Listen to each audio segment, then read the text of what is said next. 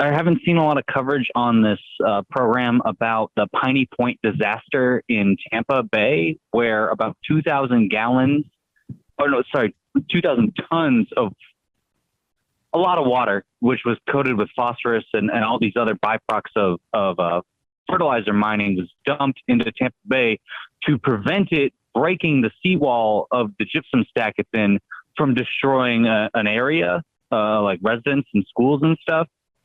And after that, about a month later, there's been one of the worst algae blooms in Tampa Bay, probably ever. The last recording I saw was about 600 tons of dead fish have been removed from Tampa Bay.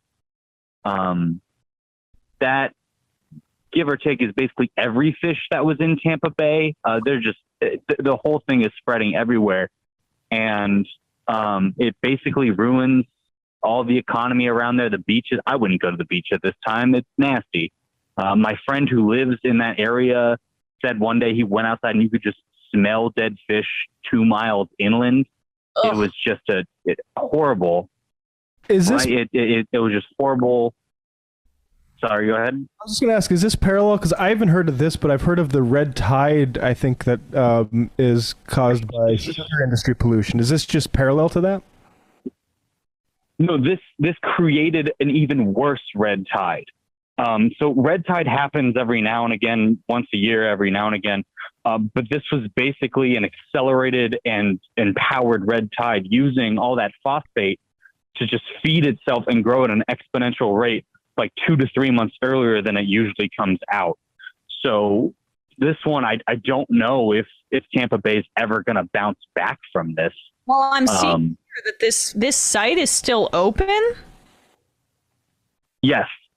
So what's really great is Florida has about 40 of these gypsum stacks floating around, not floating around, but built around.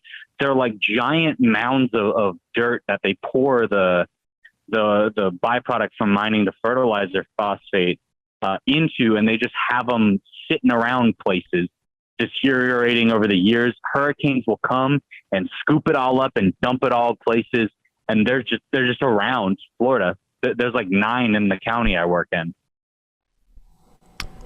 That's unbelievable. It's really, yeah, it's truly unbelievable and disheartening. And they've been sitting there for like 50 years.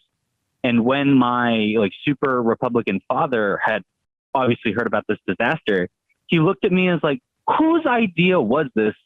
Whose idea was it to allow this? And no state officials have done really anything to clean up these things, to start removing them properly and storing the chemicals safely or disposing them safely. It's just been sitting there failing inspections for the last 30 years.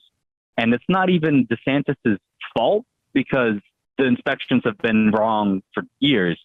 But there have been activist groups that have been suing the state and the mining companies to try to get them to just pay for and start working on the environmental impacts, because they're basically just giant landmines waiting to be destroyed by whatever hurricanes are coming and whatnot.